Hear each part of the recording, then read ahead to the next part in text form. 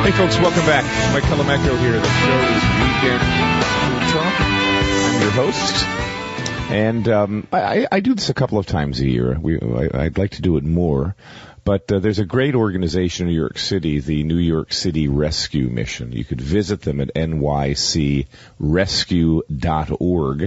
If you've been a listener of this show for any length of time, you've heard me do interviews with them over the years.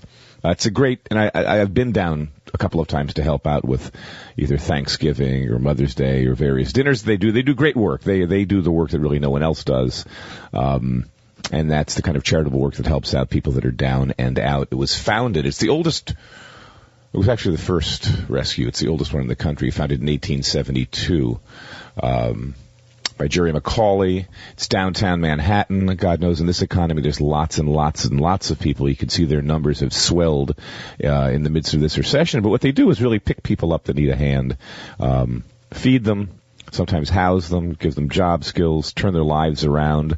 Lots of lives have been touched and changed by the organization, and that's their reason to be. It was founded by Jerry and his wife, Maria, after they themselves had fallen on some hard times. They do wonderful work, and today, for the first time on this show, I have the chef there to talk about an event they're doing around the Super Bowl. Pedro Rodriguez, welcome to Weekend Food Talk. How are you? Hi, how you doing, Mike? I'm doing great.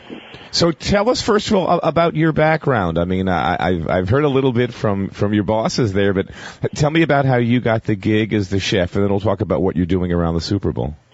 Well, to be honest with you, I got the gig over here. There was someone else interviewing for a job upstairs. There was an accounting job, and she came through, and she goes to the church that I go to, and she happened to come down here, and she seen that they were renovating the kitchen, so she mentioned to me, hey, you might want to go down there, because I was looking for work, and I came down, and I did the initial interview with Derek Mitchell, and he called me back for a second one, and here I am. And that was 3 years ago.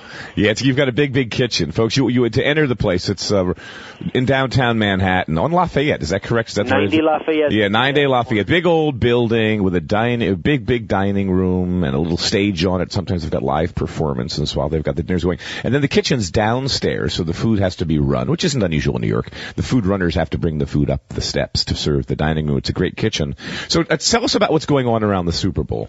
Yeah, we're going to have a Super Bowl weekend. What Joe Little does, Joe Little's our PR guy. He gets celebrity chefs, Katie Lee, sometimes David Boulay brings in some soup. And what we do, we serve our regular dinners, and we serve their soup as well. So... And tell us who you're serving, because this is what's interesting. I mean, for example, on Mother's Day, you guys served hundreds, if not thousands, of mothers and probably their children who live in homeless shelters in New York that were bussed in from all around the city. Is that correct? Yes, that's correct. What we do, we bus them in from women, battered women's shelters and so forth, and we bring them in with their children. And we, the Mother's Day is very special for me because it's, giving back to the mothers.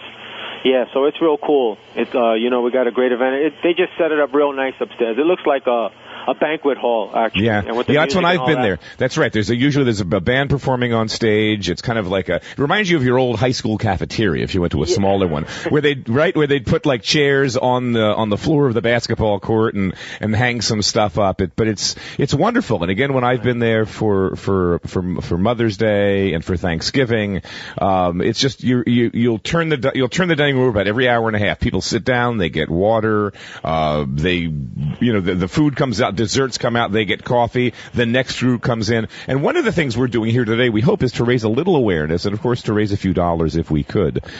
You can contribute directly at the website, NYCRescue.org. So, but how many people do you think you're going to be feeding on this particular Super Bowl night?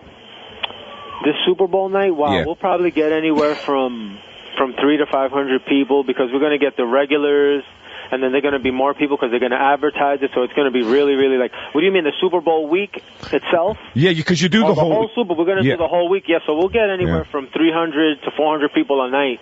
Yeah. So, yeah. And I think the Super Bowl thing started back when I was at WOR.